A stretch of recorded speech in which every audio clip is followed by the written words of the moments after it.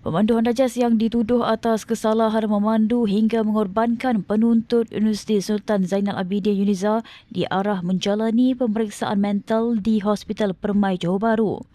Magistrat Nur Mazrini Mahmud menetapkan tempoh sebulan pemeriksaan mental mengikut Seksyen 342-3 Kanun Tata Cara Jenayah KTJ terhadap Muhammad Izzuddin Zakaria 32 tahun selepas pertuduhan dibacakan. Dalam prosiding itu juga tiada jaminan diberikan dan mahkamah turut menggantung kesemua kelas lesen tertuduh sehingga kes selesai dan mahkamah menetapkan tarikh sebutan semula kes pada 12 Februari depan.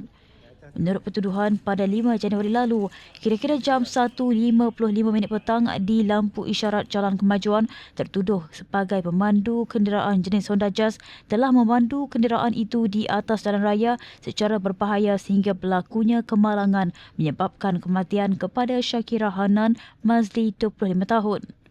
Oleh itu, tertuduh sudah melakukan satu kesalahan mengikut Seksyen 41-1 Akta Pengangkutan Jalan 1987, Akta 333 yang boleh dihukum mengikut Seksyen dan Akta yang sama.